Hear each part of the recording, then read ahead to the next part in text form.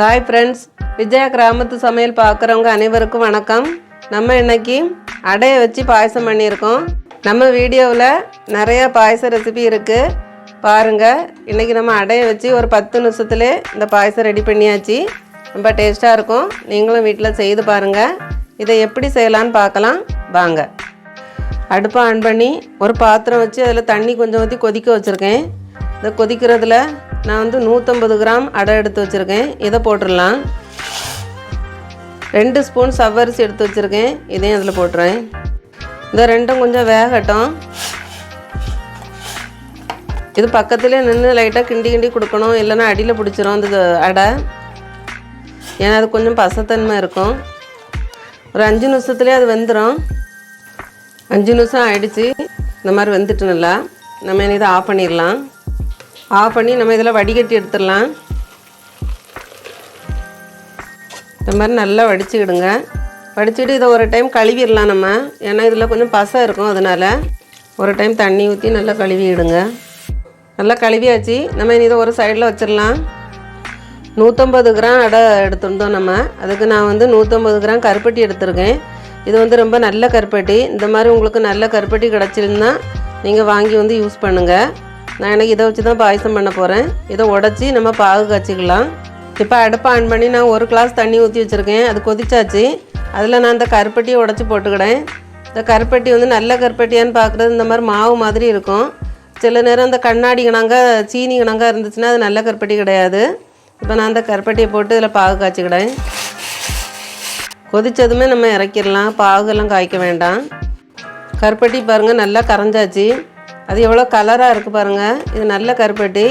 இந்த மாதிரி கருப்பட்டியில் நீங்கள் பாயசம் வச்சிங்கன்னா சுகர் இருக்கிறவங்க கூட ஒரு கிளாஸ் பாயசம் குடிக்கலாம். இந்த மாதிரி நல்ல கருப்பட்டியாக இருக்கணும். அதை பார்த்து வாங்கிக்கிடுங்க நீங்கள். நம்ம இனி இதையும் இறக்கி தனியாக வச்சிடலாம். நான் பாதி தேங்காய் திருவி பூ எடுத்து வச்சுருக்கேன். இதில் 4 ஏலக்காயும் போட்டிருக்கேன். இதை மிக்சியில் அடித்து நம்ம பால் எடுத்துடலாம். நம்ம அரைச்ச தேங்காவை இதில் ஊற்றி புளிஞ்சு பால் எடுத்துடலாம். நான் 1 கிளாஸு தண்ணி ஊற்றினேன். ஃபஸ்ட்டு பால் 2ஆம் பால்னு எடுக்கலை, அதனால் நான் 1 கிளாஸ் தண்ணி ஊற்றி எடுத்துருக்கேன். தேங்காய் பாலாம் ரெடி ஆகியாச்சு. நம்ம இனி பாயசம் வைக்க ரெடி ஆகிடலாம். இப்போ அடுப்பை ஆன் பண்ணி நான் ஒரு கடாய் வச்சாச்சு. இல்லை 2 ஸ்பூன் நெய் விட்டுடலாம்.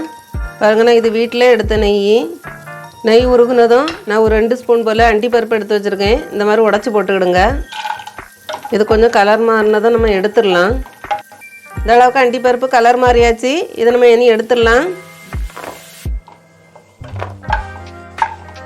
இந்த அடை பாயசத்துக்கு நெய்யில் தேங்காவை வறுத்து போட்டால் ரொம்ப டேஸ்ட்டாக இருக்கும். நான் ஒரு 4 ஸ்பூன் தேங்காய் எடுத்து வச்சுருக்கேன். இதை நெய்யில் வறுத்துடலாம். நீங்கள் இப்படி தேங்காய் பூ போடாமல் பொடிசாக கட் பண்ணி கூட போட்டுக்கலாம். இந்த தேங்காயும் கொஞ்சம் கலர் மாறட்டு நல்ல வாசனையாக கலர் மாதிரி வரும். தேங்காயும் இந்த அளவுக்கு கலர் மாறினா போதும். நம்ம இனி இதை எடுத்துடலாம்.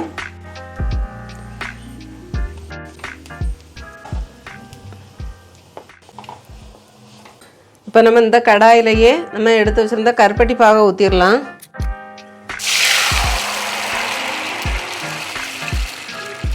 இது லைட்டாக கொதி வரட்டும். இந்த கருப்பட்டி பாகு கொதிச்சாச்சு. கொதி வந்ததும் நம்ம எடுத்து வச்சுருந்த 150 கிராம் அடை எடுத்து நான் வேக வச்சு கழுவி வச்சுருக்கேன். இதை இது கூட போட்டுடலாம்.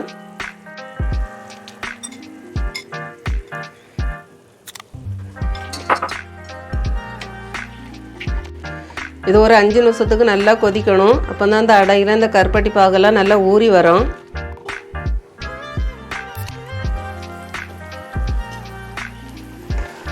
இது ஒரு 5 நிமிஷம் நல்லா கொதிக்கணும். ஏன்னா அப்போ தான் அந்த அடையில் இந்த கருப்பட்டி பாகெல்லாம் நல்லா ஊறும். இந்த அடையை கொஞ்சம் கலர் மாதிரி வரும். அந்த அளவுக்கு நல்லா கொதிக்கட்டும். நான் இன்றைக்கி இது கருப்பு கட்டியில் பண்ணியிருக்கேன். நீங்கள் சர்க்கரையிலையும் பண்ணலாம். இப்போமே பாருங்கள் கொஞ்சம் கலர் மாதிரி வருது அந்த அடை. இன்னும் ஒரு 2 நிமிஷத்துக்கு கொதிக்கட்டும். அப்போ தான் நம்ம அந்த அடையை எடுத்து சாப்பிடச்சில இனிப்பாட்டு இருக்கும். இப்போ பாருங்கள் நல்லா அந்த பாகு நல்லா வற்றி வருது. அடை நம்ம ஃபஸ்ட்டே வேக வச்சுட்டோம். அதனால் அடை நல்லா வெந்து தான் இருக்குது. இப்போ இந்த அளவுக்கு போதும். நம்ம இனி தேங்காய் பாலை ஊற்றிடலாம். பாதி தேங்காயில் 1 கிளாஸ் தண்ணி ஊற்றி நான் பால் எடுத்து வச்சுருக்கேன். இதை ஊற்றிடுறேன். இந்த பாயசத்துக்கு தேங்காய் பால் தான் ஊற்றணும். பசும்பால் ஊற்றினா நல்லா இருக்காது.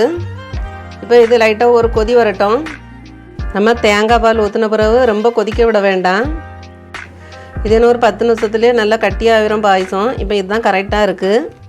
இப்போ நம்ம ஃபஸ்ட்டே வறுத்து வச்சுருக்கிற இந்த தேங்காவையும் அண்டிப்பருப்பையும் போட்டுடலாம். இதுக்கு ரொம்ப டேஸ்ட்டு கொடுக்குறதே இந்த தேங்காய் வறுத்து போடுறது தான். இது ரொம்ப நல்லாயிருக்கும். பாயசம் ரெடியாகியாச்சு. நம்ம என்ன அடுப்பை ஆஃப் பண்ணிடலாம். எல்லாம் ரெடி பண்ணிவிட்டு வச்சாச்சுன்னா 10 நிமிஷம் தான் ஆகும் இந்த பாயசம் வைக்கிறதுக்கு. இது வந்து முன்ன கேரளாவில் தான் ரொம்ப ஸ்பெஷலான பாயசம் இது. இப்போ இது எல்லா இடமுமே வைக்கிறாங்க. நீங்களும் இதை மாதிரி வீட்டில் செய்து பாருங்கள். நான் வச்ச வீடியோ உங்களுக்கு பிடிச்சிருந்துன்னா லைக் பண்ணுங்கள், ஷேர் பண்ணுங்கள், மறக்காமல் சப்ஸ்கிரைப் பண்ணுங்கள். வணக்கம்.